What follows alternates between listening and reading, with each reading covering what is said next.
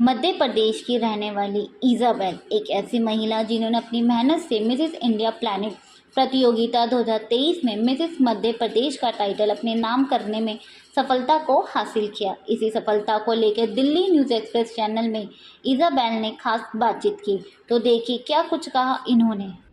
नमस्कार, स्वागत है आपका दिल्ली न्यूज़ एक्सप्रेस में। मैं हूं आपके साथ जितेश अनीजा। इस वक्त हमारे साथ खास बातचीत करने के लिए मौजूद है मध्य प्रदेश की इज़ाबेल, जिन्होंने हाल ही में Mrs India planet 2023 beauty show में पार्टिसिपेट किया और अपनी मेहनत से मिसेस मध्य प्रदेश का टाइटल जीतने में कामयाबी को हासिल किया। आइए इनसे खास बातचीत करते हैं, क्या कुछ कहती है अपने सफर के बारे में, अपनी अचीवमेंट्स को लेके और फ्यूचर में इनका क्या प्लान है, वो इनसे खास बातचीत करते हैं। इज़ाबेल जी, बहुत बहुत स्वागत है दिल्ली न्यूज़ एक्सप्रेस में आपका। नमस्कार जितेश जी। नमस्कार, धन्यवाद आप मुझे आपके इस चैनल में इनवाइट करने के लिए। जी इज़ाबेल मैम, मैं बात करूंगा आपके मिसेस इंडिया प्लैनेट की, जहां से आपने अपने ब्यूटी इंडस्ट्री की जर्नी की शुरुआत की। क्या कुछ कहना चाहेंगे, कैसा शो का सफर रहा और कौन सा टाइटल आपने उसमें जीता? मैंने इस शो के दौरान Mrs India planet Madhya Pradesh का टाइटल जीता है, जो मेरे लिए काफ़ी गर्व की बात है, क्योंकि मैं इंदौर मध्य प्रदेश शहर में 10 साल से रह रही थी जी। और ये टाइटल मुझे मिलना मेरे लिए काफ़ी गर्व की बात है जी। कि मैंने मध्य प्रदेश में रहकर इस टाइटल को जीता है और इसके लिए मैं बहुत खुश हूँ। जी मैम, 3 से 4 दिनों तक चले इस शो में क्या कुछ आपको सीखने को मिला, कैसी आपकी जर्नी रही और किस किस ने आपको सपोर्ट किया इस पूरे सफर के दौरान? जी, इस दौरान मेरी काफ़ी अच्छी मुलाकात हुई, काफ़ी बहुत सारी कामयाब टैलेंटेड लेडीज़ लोगों से जो अपने अपने फील्ड में काफ़ी माहिर थी और उनके साथ ये कॉन्टेस्ट करने में मुझे बहुत मज़ा आया। और रही बात हार जीत की, तो ये तो एक लाइफ का एक हिस्सा है, इससे कोई बहुत ज़्यादा फ़र्क नहीं पड़ता है कि कौन जीतता है कौन हारता है।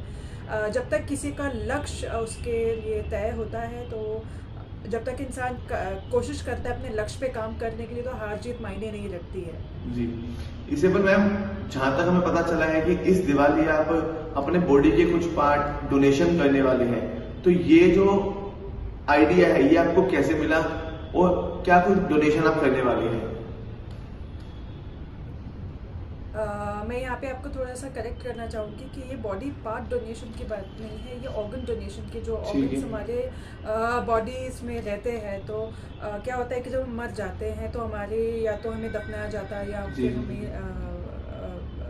हमारी बॉडी को जलाया जाता है, अलग अलग रिलीजन के हिसाब से।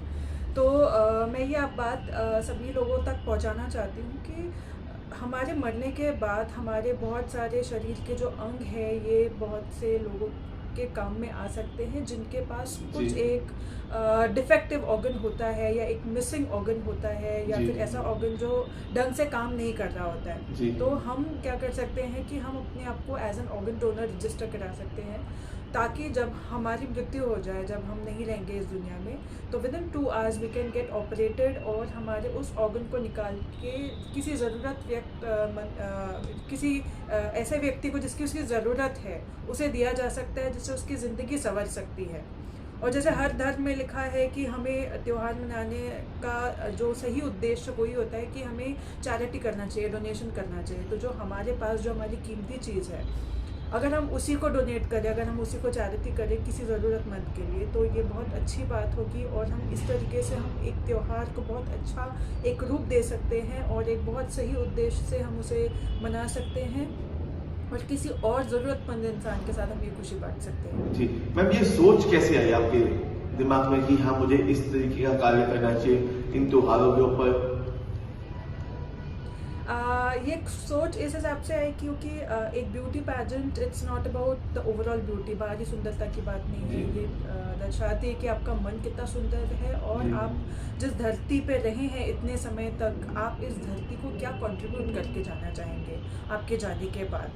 तो मुझे लगता है कि पैसा या फिर हम कुछ गिफ्ट दे सकते हैं, तो ये तो चलता ही आ रहा है काफ़ी सदियों से, मतलब लोग इस चीज़ का दान करते ही हैं।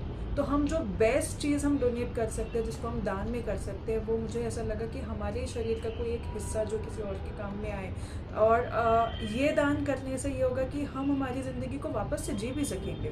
जी मैम, महिला शक्तिकरण को लेकर क्या कुछ कहना चाहेंगे आप? जो टाइटल आपको मिला है उसकी मदद से आप आगे महिलाओं को किस तरीके से जागरूक करेंगे कि वह भी अपना ब्यूटी पेजेंट में सपना पूरा कर सकती है?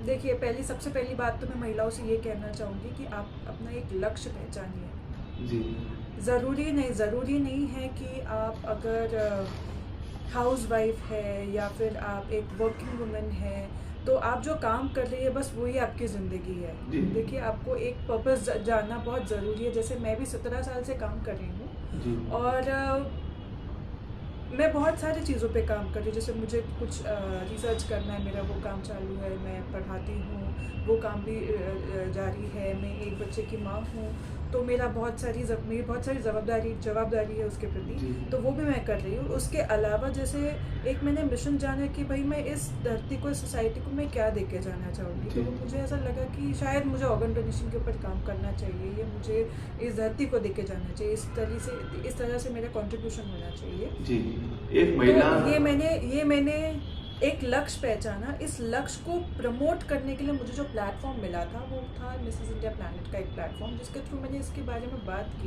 बात करी, और मुझे काफ़ी इससे प्रेरणा भी ये मिली, बहुत सारा कॉन्फिडेंस भी आया।